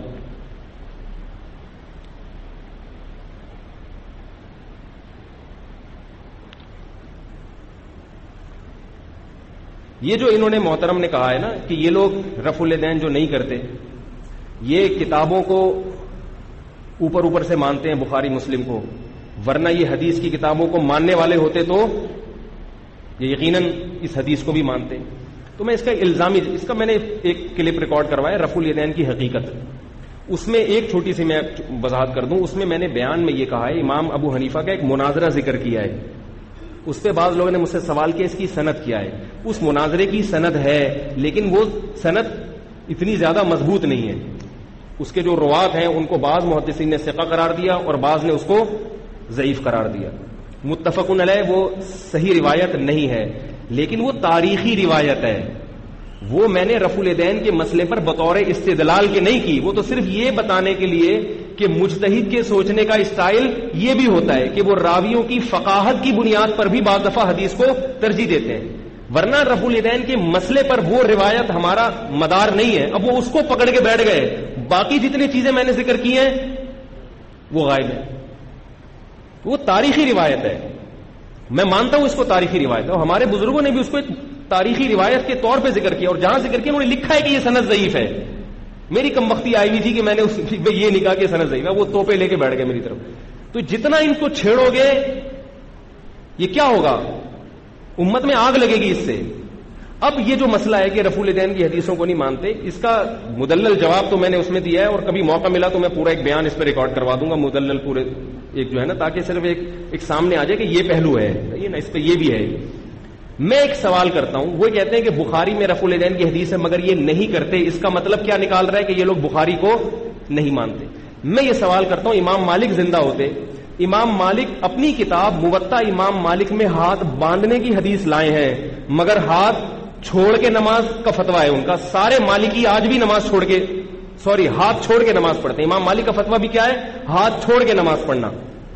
تو کیا ایک امام مالک پر یہ الزام لگاؤ گے کہ وہ موطا امام مالک کو، بولو نا یار، وہ موطا امام مالک کو نہیں مانتے؟ کیا یہ الزام لگاؤ گے؟ جیسے آپ نے ہمارے خلاف ایک کلپ تیار کر لیا علماء کے خلاف جو رفع الیدین نہیں کرتے، تو آپ امام مالک کے خلاف کیوں نہیں کلپ تیار کرتے؟ اور بھی بہت سے محدثین ہمیں ایسے ملتے ہیں کہ وہ حدیث لے کر آئے ہیں مگر اس پر انہوں نے فتویٰ نہیں دیا. امام مالک رحمہ اللہ تعالی موطا میں جو حدیث لائے ہیں ہاتھ باندھنے کی، فتویٰ دے رہے ہیں کہ ہاتھ چھوڑ کے نماز پڑھی جائے. دلیل کیا دے رہے ہیں کہ میں نے اہل مدینہ کو ہاتھ چھوڑ کے نماز پڑھتے ہوئے دیکھا ہے. پتہ یہ چلا کہ دلیل صرف ان کتابوں میں منحصر نہیں ہے. ہر مسئلے کی دلیل کے لیے ان کتابوں کا حوالہ دینا یہ آخری نہیں ہے. بہت سی چیزیں ان کتابوں سے ملیں گی، بہت سی چیزیں ان کتابوں کے علاوہ بھی ہیں. خاص طور پہ جب یہ کتابیں نہیں تھیں پھر کہاں سے کیسے اسلام کو لوگ فالو کرتے تھے. میں نے بتایا نا کہ رکوع کے بعد جب ہم کھڑے ہوتے ہیں ہاتھ چھوڑ دیتے ہیں. کسی حدیث میں اس کا تذکرہ نہیں ملتا کہ ہاتھ باندھنا ہے یا ہاتھ چھوڑنا ہے. امام مالک اس حدیث کی مخالفت کر رہے ہیں اہل مدینہ کے عمل کی وجہ سے. اور بڑے بڑے تابعین تھے اس وقت. سعید ابن مسیب بہت بڑے تابعین ہیں جن کو سب مانتے ہیں، وہ بھی ہاتھ چھوڑ کے نماز پڑھتے تھے. عبداللہ ابن زبیر رضی اللہ تعالیٰ عنہ بہت بڑے صحابی ہیں، ہاتھ چھوڑ کے نماز پڑھتے تھے. امام مالک ان کو فالو کر رہے ہیں اور وہ دلیل دے رہے ہیں کہ نبی کا آخری عمل ہاتھ چھوڑ کے نماز پڑھنا تھا، ورنہ اہل مدینہ ہاتھ چھوڑ کے نماز نہیں پڑھ رہے. جبکہ حدیث کیا لا رہے ہیں؟ ہاتھ باندھنے کی. پتہ یہ چلا کہ تواتر عملی، سینہ بسینہ جو چیز چلی آ رہی ہوتی ہے اس کو بعض دفعہ مجتہد اپنی حدیث پر ترجیح دے دیتے ہیں. اسی طرح رفع الیدین کے مسئلے میں بھی ایسا ہی ہوا ہے. امام ترمذی رحمہ اللہ تعالی نے جب رفع الیدین کرنے والے صحابہ کا ذکر کیا نا تو ان کے نام ذکر کیے ہیں. اور جب یہ ذکر کیا کہ رفع الیدین نہ کرنا غیر واحد من اہل العلم، بہت سارے صحابہ کا مذہب ہے، ان کے نام ذکر بولو بھائی نہیں. کیوں؟ امام ترمذی کی نظر میں جو کرنے والے تھے وہ چند تھے، اس لیے ان کا تذکرہ کیا. نہیں کرنے والوں کے بارے میں کہا بہت سارے صحابہ کا مذہب ہے. اور آگے یہ لکھا اہل کوفہ کا یہ مذہب ہے، سفیان ثوری رحمہ اللہ کا یہ مذہب ہے. کتنے بڑے محدث سفیان ثوری. تو یہ سارے معاذ اللہ. اب اس سے کیا ہو رہا ہے؟ ابھی یہ شخص امام مالک کے خلاف کلپ نہیں بنا رہا، یہ شخص سفیان ثوری کے خلاف کلپ نہیں بنا رہا. بخاری اور مسلم کے بہت سارے محدثین ایسے ہیں جو رفع الیدین کے قائل نہیں تھے، خود بخاری اور مسلم میں. ان کے خلاف کلپ تیار نہیں کر رہا کہ بخاری سے ہاتھ نہ دھونے پڑ جائیں. لیکن اس کی جو آئندہ نسل آئے گی وہ اس سے دو ہاتھ آگے ہوگی، وہ اسی بیس پہ بخاری کا انکار کرے گی، وہ اسی بیس پہ امام مالک کو برا بلا کہے گی کہ یہ حدیثیں لے کر آئے ہیں مگر اپنی حدیثوں پہ خود عمل نہیں کرتے. یہ جب خود متبع سنت نہیں تھے تو ان کی کتاب کو ہم فالو نہیں کریں گے، اور اس طرح سے انکار حدیث کا ایک بہت بڑا فتنہ کھڑا کر دیں گے وہ. اس لیے میں بار بار کہہ رہا ہوں اٹھا کر پھینک دو باہر گلی میں، نئی تہذیب کے انڈے ہیں گندے. چھوٹے چھوٹے بچے ہیں، ان کو تمیز نہیں ہے بات کرنے کی. قمیض اتار دی، شلوار اس شخص نے اپنی خود اتار دی. کوئی طریقہ ہے بات کرنے کا؟ اس طرح سے علماء کی بحثیں ہوتی ہیں. میرے بارے میں کہ اس نے قمیض اتار دی، اس نے شلوار اتار دی، اس نے یہ کر دیا، اس نے وہ کر دیا. مجھے تو چلو اتنی تکلیف نہیں، لیکن اس طرح سے بڑے بڑے اکابر علماء کو گستاخ رسول کہنا تو بہت بڑا ایک جو ہے وہ تہمت ہے کسی پر. تو اس لیے تمام دوائیں بچوں کی پہنچ سے بولو بھائی دور رکھیں. اب میں افصل بیان کی طرف آتا ہوں. کہاں نکل گئے؟ کیا ہے جی؟ سوالات کا سلسلہ نہ شروع کر لیں آج کے؟ کیا خیال ہے؟ یا بیان ہی کرنا ہے؟ اچھا وہ میں حدیث کمپلیٹ کر دیتا ہوں. میں نے 2-3 ہفتے پہلے ایک حدیث بیان کی تھی، بہت سے لوگوں نے اصرار کیا بھائی اس کو مکمل کر لیں.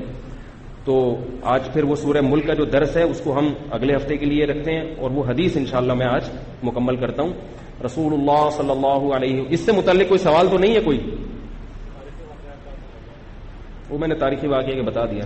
کوئی سوال تو نہیں ہے اس سے متعلق ہے بھائی؟ تو یہ جو میں نے بھی باتیں کی ہیں اس سے متعلق کوئی سوال تو نہیں ہے؟ چلو میں وہ حدیث بیان کر رہا تھا.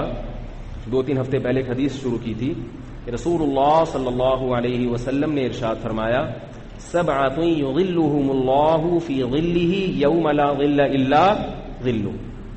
7 آدمی ایسے ہیں کہ جن کو اللہ اپنے عرش کے سائے میں، اپنے سائے میں اللہ تعالیٰ جگہ دیں گے، اور اس وقت اپنے سائے میں جگہ دیں گے جس دن اللہ کے سائے کے سوا کوئی سایہ نہیں ہوگا. فرمایا پہلا، اور یہ 7 آدمی وہ ہوں گے جن میں قربانی کا عنصر زیادہ ہوگا. قربانی کا عنصر ان میں زیادہ ہوگا. تو وہ قربانی کیا ہے؟ ہم قربانی دینے کے لیے تیار نہیں ہے نا. آج وظیفے پڑھوا لو، پھر وظیفے پہ آگے تو پھر ابھی وہ بھی عاملوں کی پھر لگنا شروع ہو جائے گا. کل میں نے ایک بیان ریکارڈ کروایا جادو کی حقیقت. جامعۃ الرشید میں JTR میڈیا میں، وہ بھی سنیں. اور میں نے ایک بیان بہت ڈیٹیل میں اسی ٹاپک پر ریکارڈ کروایا ہے آذان ویب ٹی وی پر. عدیل صاحب جو ہے نا، عدیل عارف، ان کا ویب چینل ہے آذان. اس میں میرے زیادہ بیانات، درس قرآن میرے زیادہ اس میں، لیکن اس چینل کو لوگ لفٹ ہی نہیں کراتے. تو آپ اس چینل کو سبسکرائب کر لیں. اس میں میرے 30ویں پارے کے بھی دروس ہیں اور پہلے پارے کے بھی دروس ہیں. اور وہ دروس الحمدللہ جنہوں نے بھی سنے ہیں وہ بہت، یعنی ان کو لوگوں کو بہت زیادہ فائدہ ہوا ہے. اور اس میں سوال و جواب کا ایک سیشن ہوتا ہے. تو اس میں میں نے جادو کے حوالے سے ایک پورا بیان ریکارڈ کروایا ہے. سمجھ رہے ہو کہ جادو ہوتا کیا ہے، اس کی حقیقت کیا ہے، اور جادو کے نام پہ الو آپ لوگوں کو کیسے بنایا جائے، اور آپ لوگ کتنے خوشی خوشی الو بنتے ہیں. تو یہ تمام چیزیں کہ کون، اس سے آپ کو پتہ چلے گا کہ ہم میں کون کون الو بن چکا ہے، کون کون آدھا الو معذرت کے ساتھ بھائی اب کیا کریں یار، بن رہے ہیں تو اب کیا کریں. تو آپ الحمدللہ الو نہیں بنو. تو وہ ضرور سنیے گا، ٹھیک ہے. ایک تو JTR میڈیا پہ کل ریکارڈ کروایا، اور ایک جو ہے نا وہ، اچھا ایک یہیں پر ایک بات، میں نے JTR میڈیا پہ ایک بیان ریکارڈ کروایا. چھوڑو یار پھر اختلافی باتیں، پھر چھوڑو پھر یہ موضوع ہے، پھر کبھی چھیڑ دیں گے اس کو انشاءاللہ.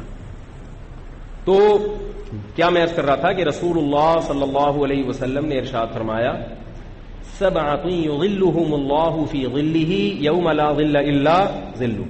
7 آدمی ایسے ہیں کہ اللہ کے سائے کے سوا جب کوئی سایہ نہیں ہوگا تو اللہ خصوصی طور پر ان کو میدان حشر میں اپنے سائے میں جگہ دے گا. امام عادل، ایسا حاکم جو عدل و انصاف کے ساتھ حکومت کرے، جو کہ مارکیٹ میں شارٹ، یہ تمام وہ لوگ ہوں گے جو مارکیٹ میں شارٹ ہوں گے. ٹھیک ہے، جو 7 افراد ہیں نا، یہ سب وہ ہیں جو مارکیٹ، کیونکہ قلیل من عبادی الشکور، اللہ فرماتے ہیں اے داؤد تم میرے شکر گزار بنو. آگے اللہ نے وجہ بیان کی، قلیل من عبادی الشکور، میرے شکر گزار بندے تھوڑے ہوتے ہیں. کیا مطلب؟ میں جو بار بار کہتا ہوں جو چیز مارکیٹ میں شارٹ ہو اس کی ویلیو بڑھ جاتی ہے. یہ قرآن سے ثابت ہے. اللہ داؤد علیہ السلام سے فرما رہے ہیں کہ دولت مند مارکیٹ میں شارٹ نہیں ہے. اے داؤد خوبصورت لوگ مارکیٹ میں شارٹ نہیں ہے. اے داؤد طاقتور لوگ بھی مارکیٹ میں کم نہیں ہیں. بڑے بڑے پہلوان پڑے ہوئے ہیں، بہادر بھی بڑے بڑے پہلوان ہیں. اللہ کی نعمتیں استعمال کر کے ان نعمتوں کے شکر گزار بنے، ایسے لوگ مارکیٹ میں شارٹ ہیں. اور اے داؤد تو نیک عمل کر، شکر گزار بن، کیونکہ لوگ مارکیٹ سے شارٹ ہیں. اب دونوں جملے میں مناسبت کیا ہوئی؟ نہیں یاری بات بھائی. اللہ داؤد علیہ السلام سے کہہ رہے اے داؤد تو شکر گزار بندہ بن جا، شکر گزار لوگ مارکیٹ میں کم ہیں. تو یہ کیا مناسبت ہوئی آپس میں؟ بھئی یہ کوئی دلیل ہوئی شکر گزار بننے کی؟ اگر اللہ کہتے اے داؤد تو شکر گزار بن جا میں تجھے جنت دوں گا، کہتے یار بڑی زبردست لاجک ہے بھائی، جنت ملے گی اس لیے شکر گزار بن جا. اے داؤد تو شکر گزار بن جا میں تجھے جہنم سے بچا لوں گا. کیا خیال ہے؟ لیکن اللہ نے نہ یہاں یہ کہا کہ جنت دوں گا، نہ اللہ نے یہاں یہ کہا کہ میں تجھے جہنم سے بچا لوں گا. اللہ کہہ رہے ہیں اے داؤد تو شکر گزار بندہ بن جا، شکر گزار لوگ مارکیٹ سے شارٹ ہیں. اصل میں یہاں اللہ اکنامکس کا ایک اصول بیان کر رہے ہیں کہ ڈیمانڈ زیادہ ہے، سپلائی کم ہے. سپلائی کم ہونے سے تو ڈیمانڈ ویسے ہی بڑھ جاتی ہے نا. چینی جب شارٹ ہوئی تھی تو جس کے پاس چینی ہو لوگ اس سے دم کرا رہے تھے جا کے، یار تو بہت پہنچا ہوا بزرگ ہے یار، تیرے پاس چینی ہے، اتنا نیک آدمی ہے تو چینی رکھ کے بیٹھا ہوا. ایک زمانہ یاد آیا ہمیں، ایک زمانہ ایسا بھی گزرا کراچی میں، منہ مانگی قیمتوں پہ چینی لے رہے تھے. شارٹ ہو گئی تو ڈیمانڈ بھی بڑھتی، ہر آدمی چینی کی تلاش میں، شوگر کے مریض بھی چینی کی طلب میں نکلے ہوئے. تو یہاں اللہ ایک اکنامکس کا اصول بتا رہے ہیں، یعنی ایک مسلمہ اصول ہے، اس کی طرف اشارہ کر رہے ہیں کہ تمہیں بھی پتا ہے کہ جو چیز مارکیٹ میں شارٹ ہو اس کی ڈیمانڈ بڑھتی ہے. تو میں ہر طرح کے، اللہ گویا داؤد علیہ السلام سے کہہ رہے ہیں کہ اے داؤد مجھے اپنی مخلوق میں ہر طرح کے لوگ نظر آ رہے ہیں، طاقتور بھی ہیں، خوبصورت بھی ہیں، دولت مند بھی ہیں، اور ہر طرح کے لوگ ہیں. میری نعمتیں کھا کے میرے شکر گزار بنے ایسے نظر نہیں آ رہے، لہذا ان کی طلب بڑھ گئی ہے. اور جس چیز کی رسد کم ہو، سپلائی کم ہو، طلب بڑھ جائے، اس کی ویلیو بڑھ جاتی ہے. تو گویا اللہ یہ کہہ رہے کہ اے داؤد شکر کرے گا تو جتنا بدلہ تیرا بنتا ہے اتنا نہیں دوں گا، مارکیٹ ویلیو سے زیادہ قیمت لگاؤں گا. کیسے سمجھائیں یار؟ چینی جب شارٹ ہو گئی تھی تو مہنگے داموں بک رہی تھی نا، مارکیٹ ویلیو میں تھوڑی بک رہی تھی. تو اللہ کہتے ہیں شکر کا جو جتنا ثواب میں دیتا ہوں نا، جب شکر گزار لوگ مارکیٹ سے شارٹ ہو جائیں گے تو پھر جو شکر کرے گا اس کی قیمت بھی بڑھ جائے گی، اس کا بدلہ بھی بڑھ جائے گا. آج بھی ایسا ہے، ہر طرح کے لوگ ملیں گے، اللہ کا شکر کرنے والے نہیں ملتے. تھوڑی سی قربان. اور شکر میں کیا ہے؟ تھینک یو شکر نہیں ہے. تھینک یو میں کتنا ٹائم لگے، یہ بھی ایک درجہ ہے شکر کا کہ کسی نے کوئی خدمت کی آپ نے تھینک یو بول دیا، لیکن اس پہ تو کچھ قربانی نہیں ہے نا. یہ بھی ٹھیک ہے، ایسا نہ ہو کہ یہی کہنا چھوڑ دیں میرے بیان سننے کے بعد، پھر کلپ آ جائے میرے خلاف، اس نے بولا ہے، انہوں نے بولا تھا. تو کلپ تو آج کل ایسے نکلتے ہیں. تھینک یو بولیں، مگر یہ کوئی اصل شکر یہ نہیں ہے. باپ نے آپ کی خدمت کی، بچپن میں پالا پوسا، آپ کو کھلا پلا کے جوان کر دیا. اب باپ کو بھی ضرورت ہے، وہ بوڑھا ہو گیا، کہہ رہے بھائی پیسے دو مجھے. بیٹا میں نے تمہیں اتنا پڑھایا لکھایا، مجھے ہسپتال میں دوا کے لیے پیسے چاہیے، اپنی خون پسینے کی کمائی سے کچھ مجھے بھی کھلا دیا کرو. آپ کہہ رہے ہیں ابو آپ نے جو میری اتنی خدمت کی، کھلایا پلایا جوان کیا، thank you very much. Thank you very much, I am very thankful for you. شکریہ، نوازش. ابا رکھ کے ٹماٹر لگائیں گے کہ نہیں لگائیں گے؟ ہم بھی اللہ کے ساتھ کیا کر رہے ہیں؟ یہی کر رہے ہیں. اتنی نعمتیں اللہ نے دی، صحت دے دی، اللہ تعالیٰ نے آل اولاد دے دی، نعمتوں کے سمندر میں ڈوبے. ہم میں سے ہر شخص ڈوبا ہوا ہے، لیکن ہم کیا کہتے ہیں؟ اللہ تیرا بہت بہت شکر. یہ تھینک یو نہیں کہ یہ بھی غنیمت ہے، اتنا کہہ دو.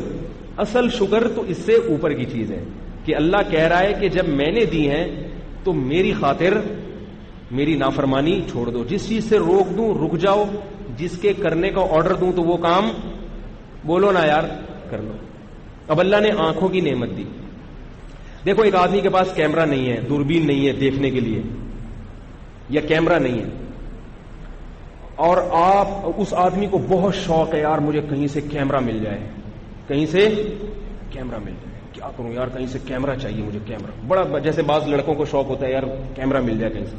وہ غریب لڑکا ہے، کیمرہ خرید نہیں سکتا، کسی نے احسان کر کے 2.5-3 لاکھ والا مہنگا کیمرہ، اس کو HD کیمرہ اس کو پکڑا دیا، اور وہ تھینک یو گرٹ لگا رہا ہے.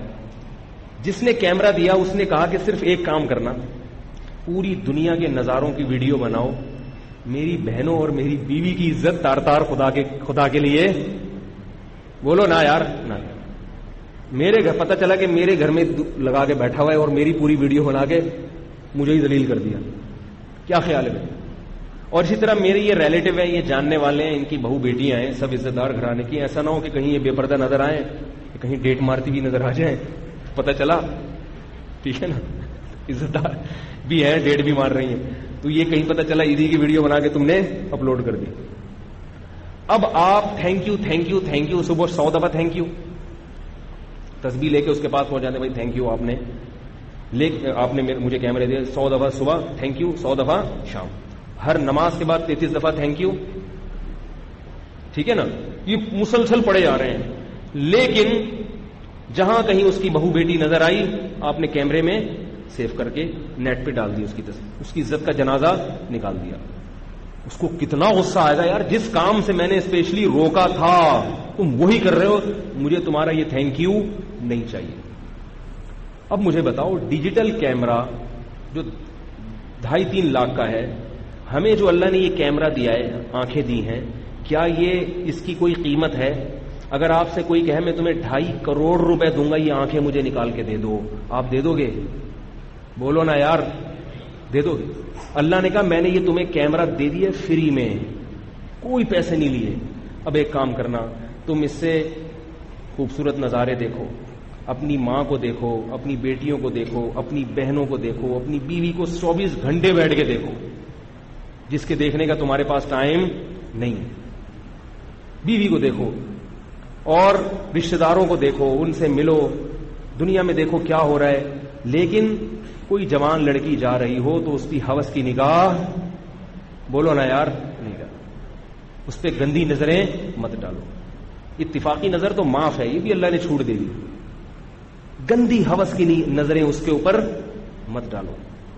آپ کیا کر رہے ہیں؟ جہاں کوئی عورت جاتی ہوئی نظر آتی ہے، جہاں فیس بک پہ فوراً کوئی ایڈورٹائز آ گیا، فوراً کوئی لڑکی آ گئی، کوئی نیم برہنہ، فوراً کلک کر کے اس کو دیکھنا شروع کر دیا. تو یہ شکر گزاری ہے یا ناشکری؟ یاد رکھو کسی بھی شخص کو جس نے آپ کو گفٹ دیا ہو اس کو اپنی نافرمانی پر اتنا غصہ نہیں آتا جتنا اللہ کو اپنی ناشکری پر غصہ آتا ہے.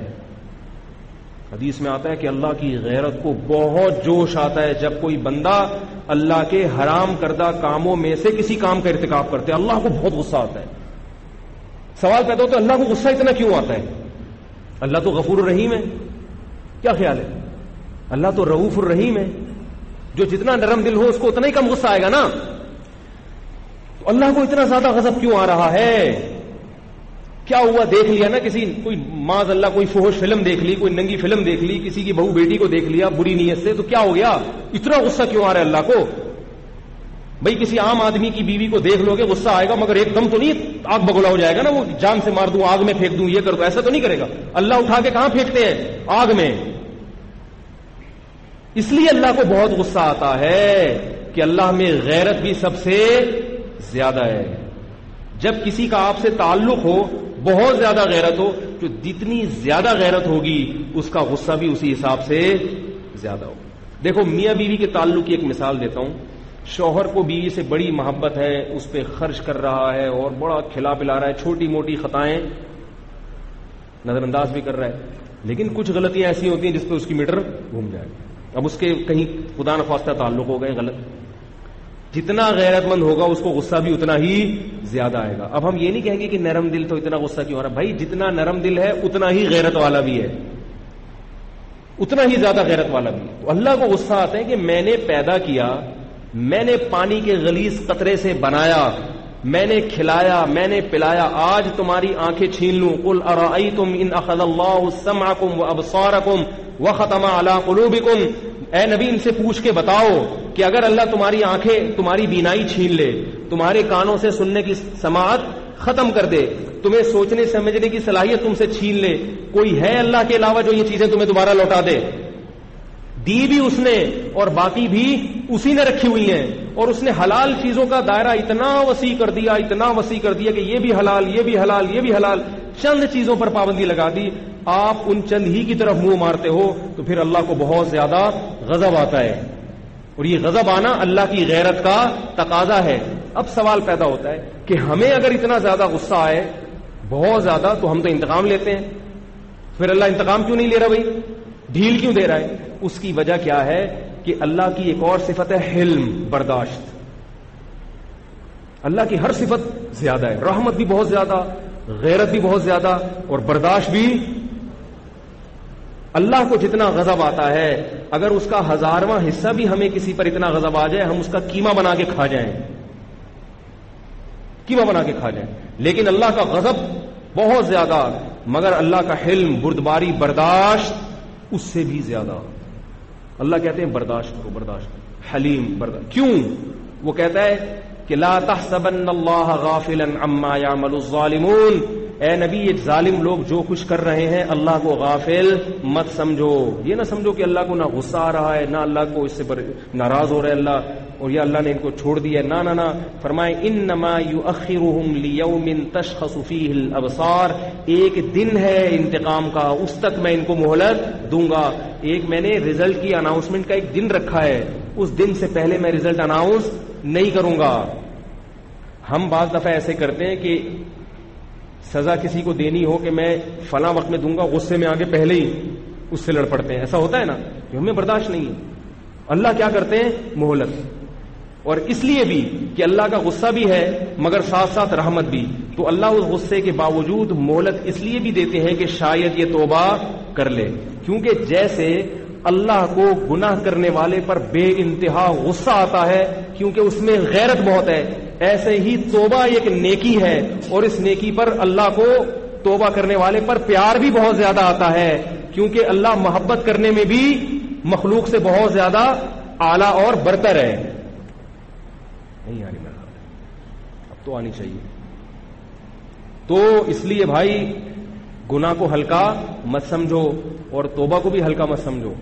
جیسے گناہ پر اللہ کا غضب ہے، ایسے ہی گناہ چھوڑ کے جب گڑ گڑاؤ گے اللہ کے سامنے تو پھر اللہ کو پیار بھی اتنا زیادہ آتا. تو میں کہاں سے کہاں بات چل پڑی. تو میں یہ عرض کر رہا تھا کہ جو چیز شارٹ ہوگی اس کی قیمت زیادہ. تو اللہ فرما رہے ہیں داؤد کیا بن جا، شکر گزار. تو یہ جو اللہ نے 7 لوگوں کو اپنے عرش کے سائے کے نیچے جگہ دیں گے نا قیامت کے دن، یہ ان 7 کی سلیکشن اس لیے ہوگی کہ 7 قسم کے لوگ مارکیٹ میں ہمیشہ سے شارٹ رہے ہیں. تو ان کی اللہ کی نظر میں ویلیو اتنی بڑھ جائے گی، اللہ کہیں گے باقی لوگوں کا حساب و کتاب ہوگا، پھر جنت جہنم کا فیصلہ ہوگا. تم لوگ فی الحال کیا کرو، جیسے لائن میں لگے ہوتے ہیں نا، آپ لائن میں لگے ہوتے ہیں نادرا کی شناختی کارڈ کی کہ بھئی سب کا بنے گا آئی ڈی کارڈ، ریجیکٹ بھی ہم کریں گے کہ یہ تو کچھ اور کسی اور ملک سے آیا ہوا ہے، ٹھیک ہے نا، یہ خام میں اس کو نکال دیں گے، اس کا بنا دیں گے. لیکن کیا ہوتا ہے کچھ لوگ جب تک شناختی کارڈ نہیں بنتا وہ نادرا والے یار ادھر آ جاؤ بھائی سائڈ پہ آ جاؤ. میں نے اپنا قصہ سنایا تھا نا وہ ایئرپورٹ کا، سعودیہ کے ایئرپورٹ کا قصہ سنایا تھا کہ بھئی تم فی الحال جب تک تمہارا نمبر نہیں آتا ادھر آرام پیو، یہ بوتل پیو، یہ چائے پیو، یہ گٹکا کھاؤ. صحیح ہے نا. تو قیامت کے دن کیا ہوگا کہ جب عرش میں لوگ پسینے میں ڈوبے ہوئے ہوں گے میدان حشر میں، تو 7 قسم کے لوگ ہیں جن کو اللہ ان میں رفع الیدین کرنے والے بھی ہوں گے اور رفع الیدین نہ کرنے والے. انجینئر صاحب کو اعتراض ہوا کہ یہ نہ کرنے والے کیوں جا رہے ہیں یہاں پہ، لیکن خدا کی قسم رفع الیدین کرنے والے بھی ہوں گے اور نہ کر. ایک اہل حدیث عالم تھے وزیر آباد میں ایک اہل حدیث عالم تھے اہل حدیث. ایک صاحب نے مجھے بتایا کہ میں نے ان کے ساتھ 25 سال کھڑے ہو کر نماز پڑھی ہے رفع الیدین کے بغیر. انہوں نے پوری زندگی میں ایک بار بھی مجھے نہیں ٹوکا. کہہ رہے ایک دن کسی نے ان کو کہا کہ حضرت یہ آپ کے ساتھ کھڑے ہو کر نماز پڑھتا ہے، اتنا اس کو عقیدت بھی ہے آپ سے اور رفع الیدین نہیں کرتا، تو آپ اس کو ٹوکتے کیوں نہیں ہو؟ ان اہل حدیث عالم نے جواب دیا کہ بھائی اگر میں اس کو ٹوکوں تو اس کا مطلب میں اس کی نماز کو، ان کی رائے یہ تھی کہ میں اس کی نماز کو غلط سمجھ رہا ہوں. اور پھر کہا کہ اس کی نماز کو غلط کا مطلب یہ ہوا کہ حنفیوں میں جو اتنے بڑے بڑے بزرگان دین پیدا ہوئے ہیں ان کی نماز کو گویا میں خلاف سنت قرار دے رہا ہوں. تو فروعی مسئلہ ہے، اس کی یہ سمجھ میں آتا ہے تو اس طرح پڑھ لے، میری یہ سمجھ میں آ رہا ہے میں. لیکن اس طرح کے مولوی بھی مارکیٹ میں شارٹ، اس طرح کے مولوی مارکیٹ میں شارٹ ہے، چیدہ ہی ہوتے ہیں. تو اسی طرح میں جس علاقے میں پل بڑھ کے جوان ہوا ہوں وہاں میں نے 30 سال شافیوں کے ساتھ گزارے. شافی مسلک کے لوگ بہت زیادہ شافی تھے، ہمارے دوست تھے، ہماری ان سے بہت اٹھنا بیٹھنا تھا. 30 سال میں ایک واقعہ بھی ایسا نہیں ہوا کہ کبھی ہم نے ان کو ٹوکا ہو کہ آپ رفع الیدین کیوں کر رہے ہیں، یا کبھی انہوں نے ہمیں ٹوکا ہو کہ آپ کیوں نہیں کر رہے. حالانکہ ان کے مقتدا اور رہبر بھی تھے شافی مذہب کے علماء جو ان کے تھے، انہوں نے ساری زندگی ہمارے امام کے پیچھے نماز پڑھی ہے. کبھی ہمارے امام نہیں ہوتے تھے تو ان کو ہم آگے کر دیتے تھے. وہ پھر کیا کرتے تھے، اپنے اسٹائل میں نماز پڑھاتے تھے، زور سے بسم اللہ پڑھتے تھے، رفع الیدین کرتے تھے. ہمیں کبھی ذرہ برابر خیال بھی نہیں آیا. ہم نے اپنے ابا سے ایک دن پوچھا، ابا نے کہا بھائی سب صحیح ہے. وہ اپنے علماء سے پوچھ گئے سب صحیح ہے. بعض شر پسندوں نے کوشش کی کہ بھائی شافیوں کی الگ مسجد بناؤ. ان کے عالم کے پاس گئے، انہوں نے کہا کیوں بنائیں، یہ کہ مسلمان نہیں ہیں ان کے لوگ، کیا مسلمان نہیں ہیں، نہیں پڑھیں گے ہم لوگ، کیوں الگ. اب آپ دیکھو مسجدوں کے نام، یہ مسجد اہل حدیث، یہ مسجد دیوبندی حنفی، یہ مسجد بریلوی حنفی، قادری چشتی، پوری گردانیں مسجدوں میں. میری مسجد کے باہر کچھ لکھا ہوا ہے، کوئی فرقہ وارانہ نام ہے، الفلاحیہ مسجد. میں نے اپنے نام کے ساتھ بھی دیوبندی کا لفظ ہٹایا ہے، نام کے ساتھ بھی ہٹایا ہے. میرے نام کے ساتھ ڈی بی لکھا ہوا تھا، دامت برکاتہم، اس کا مطلب دیوبندی. میں نے کہا ہٹا بھائی اس کو یہاں سے، کوئی دم لگانے کی ضرورت نہیں ہے، کسی بھی چیز کی دم لگانے کی ضرورت نہیں ہے. ہاں جہاں ضرورت پڑتی ہے وہاں پھر شارٹ فارم میں ضرورت کی کہاں پڑتی ہے. اب یہ لوگ کہتے ہیں یہ کیا دیوبندی وہاں سے کب سے، یہ تو ابھی پیدا ہوئے ہیں. بھائی ایک چیز صدیوں سے چلی آ رہی ہے، ایک مسلک صدیوں سے چلا آ رہا ہے. ہوا یہ لوگ خود نام دیتے ہیں بعض دفعہ. ہوا یہ کہ پھر ہندوستان میں کچھ ایسے لوگ تھے جو عید میلاد النبی بہت زیادہ جوش و خروش سے منانے لگے. پھر وہ بھی 11ویں شریف، اور کچھ علماء نے ان کی مخالفت شروع کر دی. تو جن علماء نے مخالفت شروع کی ان میں زیادہ تر کا تعلق ضلع دیوبند سے تھا. تو لوگوں نے ان کو کیا کہنا شروع کر دیا، یہ دیوبند والے ہیں، دیوبند. اور جو 11ویں وغیرہ مناتے تھے ان علماء کا تعلق زیادہ تر بریلی سے تھا. تو ان کو لوگوں نے کیا کہنا شروع کر دیا، بریلوی. اس بیس پر یہ نام پڑے ہیں. سمجھ میں آ رہی بات؟ اب یہ لوگوں نے بنائے، علماء نے نہیں بنائے ہیں، لوگوں نے خود کہنا شروع کیا یہ دیوبندی، یہ کیا بریلوی. جب وہ اتنا مشہور ہو گیا تو اب لوگ پھر خود ہی پوچھتے ہیں کہ آپ نکاح کے لیے پیغام بھیجو، بھائی تو دیوبندی ہے بریلوی ہے. اب اس کے سامنے یہ تقریر تھوڑی کریں گے ہم بیٹھ کے دیوبندی بریلوی نہیں ہوتا، یہ تو کچھ بھی نہیں ہے اصل تو اسلام میں. وہ کہے گا بھائی تو حلوے مانڈے کرے گا کہ نہیں کرے گا. تو اس کی شارٹ فارم کیا ہے کہ بھائی یہ کون سے مسلک والے ہیں؟ دیوبند والے. وہ شارٹ میں لوگ بھائی مسلمان تو وہ بھی ہے یہ بھی ہے، سبھی مسلمان ہیں نا. یہ اس لیے یہ جہاں بہت شدید ضرورت ہو وہاں اس طرح کی چیزیں ہائی لائٹ کی جاتی ہیں، ورنہ کچھ بھی نہیں رکھا ان دیوبندی. اور میں بریلویوں کو کافر نہیں سمجھتا، میرے اوپر یہ بھی فالتو قسم کے آج کل الزام بھی خود ہی لگاؤ اور اس کے جواب بھی خود ہی کلپ پہ ڈالو. بھائی ہم نہیں کافر سمجھتے اللہ کے بندو، ہم ان کے پیچھے نماز کو بھی حرام نہیں کہتے. ہاں ہم یہ کہتے ہیں کہ جس شخص کا یہ عقیدہ ہو کہ نبی صلی اللہ علیہ وسلم آپ جہاں ہوں آپ کی وہاں مدد کر سکتے ہیں اور آپ جہاں سے بھی ان کو پکارو گے وہ آپ کی پکار کا جواب سنیں گے، اس نیت سے جو یا رسول اللہ مدد کہتا ہے اور اس میں کوئی تعویل نہیں کرتا وہ یقیناً مشرک ہے. لیکن سارے بریلوی ایسا یہ عقیدہ نہیں رکھتے، لیکن جو عقیدہ یہ رکھتا ہے اس کو بھی مشرک نہیں کہو گے تو پھر کیا ہے. لیکن کسی مخصوص شخص کو پھر بھی ہم نہیں کہتے کہ وہ مشرک ہے وہ مشرک ہے. ایک عمومی اصول بیان کرتے ہیں، کیونکہ کسی متعین کو اس لیے نہیں کہ ہو سکتا ہے بھائی وہ تعویل کرتا ہوں، میں نے تھوڑی اس سے تحقیق کی ہے جا کے. اگر پھر بھی وہ تعویل نہیں کرے گا تو پھر تو ہوگا، تو پھر اس کے پیچھے نماز بھی جائز نہیں ہوگی. تو اس کو فرقہ وارانہ سے تعبیر کرنا درست نہیں ہے، تو ایک شرعی مسئلہ ہے.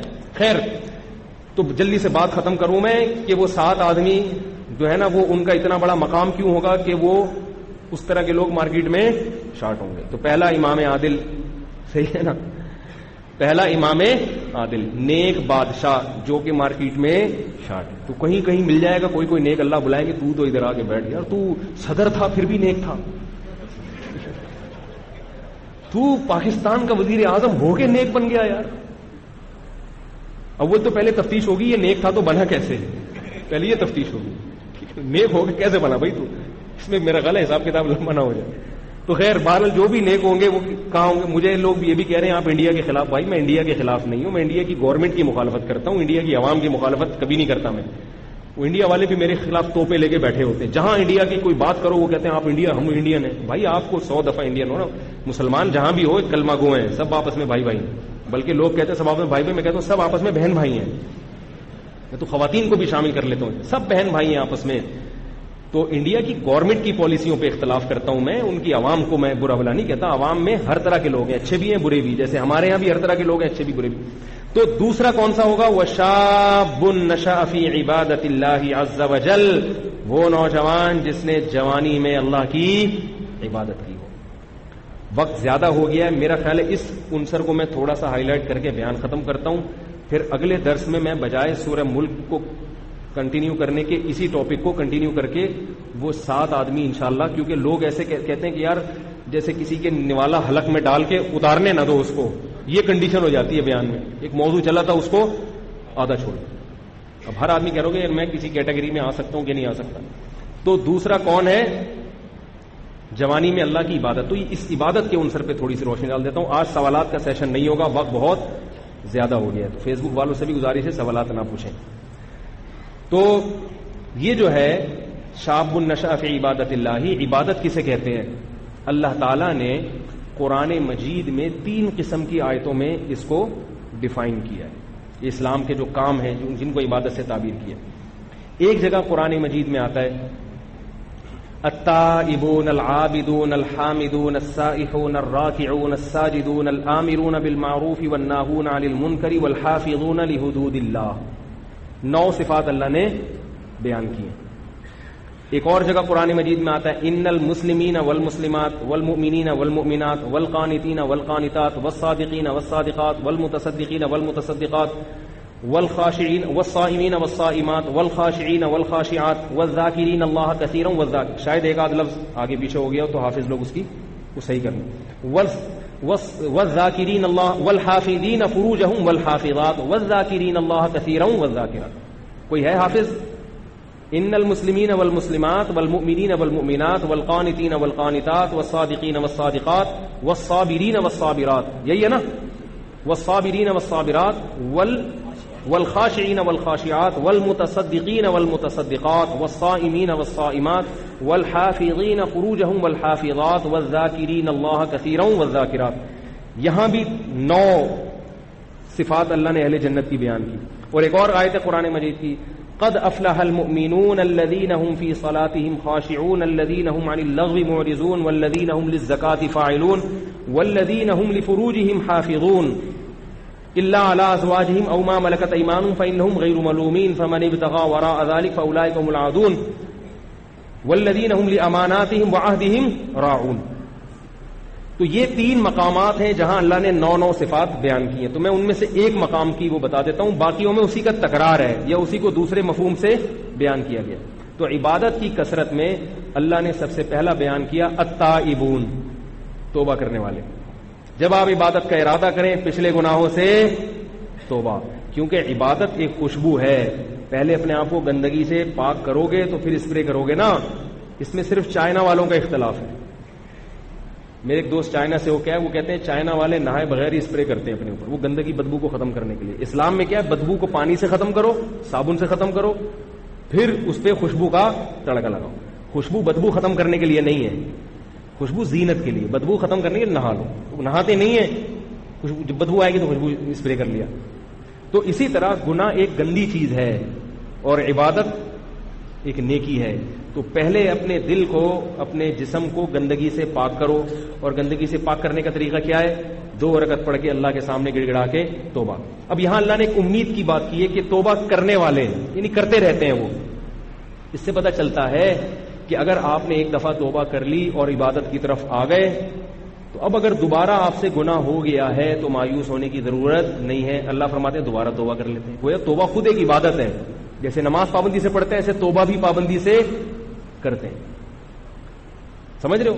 تو پہلا التائبون العابدون, پھر عبادت کثرت سے کرتے ہیں, اللہ کی غلامی کرتے ہیں. پھر جس کی تفصیل, کیونکہ اصطلاحی عبادت ایک ٹرم ہے نا, عبادت وہ ایک الگ ٹرم ہے. عبادت وہ کس کو کہا جاتا ہے؟ العابدون الحامدون, اللہ کی حمد و ثنا کرتے ہیں. میرا خیال ہے وقت بہت زیادہ ہو گیا, میں پھر اس موضوع کو اگلے ہفتے سمیٹوں گا. آپ مجھے یاد دلانا, بہت زیادہ وقت ہو گیا ہے. تو جو ہے نا یہ موضوع بڑا لمبا, یہ 9 صفات جو بیان کی ہیں ان میں سے ایک صفت پر کافی لمبے بیان کی ضرورت ہے. اس کو پھر ٹرکانے والا کام اچھا نہیں ہوتا. تو اور اس نیت سے آپ وہ بیان سنیں, اور مجھے چاہیے کہ میں اس نیت سے یہ باتیں بتاؤں کہ یہ ساری صفات میرے اندر پیدا ہو جائیں. اور اس پر پھر کس چیز کی بشارت ہے؟ دنیا میں بھی سکون, دنیا بھی اللہ جنت بنا دیتے ہیں, اور آخرت میں بھی انشاءاللہ جنت ملے گی. اور کچھ نہ بھی ملے, اچھے انسان بن جاؤ گے. اچھا انسان بننا ایک خدا کی قسم خود ایک سکون ہوتا ہے انسان کو کہ میں اچھا ہوں. اچھا آدمی بننے کے لیے یہ چیزیں چاہیے. یار میں نے کہا تھا سوال نہیں پوچھو. دوست کو گانا گانے کا شوق ہے جبکہ گانے کو غلط سمجھتا ہے, مگر کہتے ہیں شوق کا کوئی مول نہیں. شوق کا کوئی مول نہیں ہے, گانا گاؤ, ٹھکائی ہو جائے گی آخرت میں آپ سے. جب آخرت میں ٹھکائی لگے گی تو اللہ سے کہنا ہے اللہ شوق کا تو کوئی مول اٹھائی, کیا کروں مجبور تھا. اللہ سے کہہ دینا 12 بجے عشاء پڑھ سکتے ہیں, کوئی بھی نماز پڑھ سکتے ہیں, کوئی بھی نماز, یعنی رات کو کوئی زوال کا وقت نہیں ہوتا بھائی. یہ پھر تھوڑا سا حیا کے خلاف ہے, ان سے کہیں یہ کسی اور کو بتاؤں. وقت بھی نہیں ہے, اس میں کافی لمبی بات کرنی پڑے گی. انبیاء کرام اس دنیا سے پردہ فرمانے کے بعد اپنی قبروں میں اپنے اجسام کے ساتھ زندہ ہیں. پھر وہی مسئلہ نا میں نے بتایا تھا نا, اور اس زندگی کی کیفیت اللہ بہتر جانتا ہے. شہداء بھی زندہ ہیں لیکن انبیاء کی زندگی سب سے قوی تر ہے. صدیقین اور دیگر اولیاء اللہ حفاظ بھی زندہ ہیں. اولیاء اللہ اور شہداء کی کیا کرنا ہے بھائی, پورا مضمون لکھ کے بھیج دیا. میرا نام محمد وقاص ہے. پوچھ لیں کیا لڑکی اپنے والد کی ولی کی اجازت کے بغیر شادی کر سکتی ہے؟ چھاؤں میں آ گئے.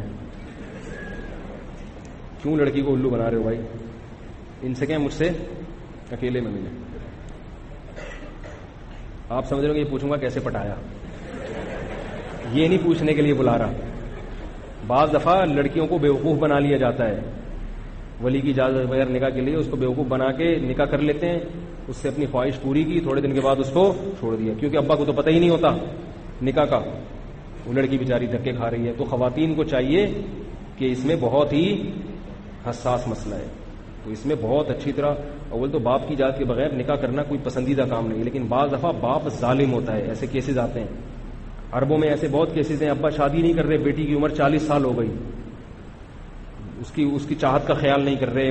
بہت زیادہ مسائل ہوتے ہیں. تو اس میں بہت ڈیٹیل ہے، ہر ایک کے حالات الگ سے معلوم کر کے پھر اس کو فتویٰ دیا جاتا ہے.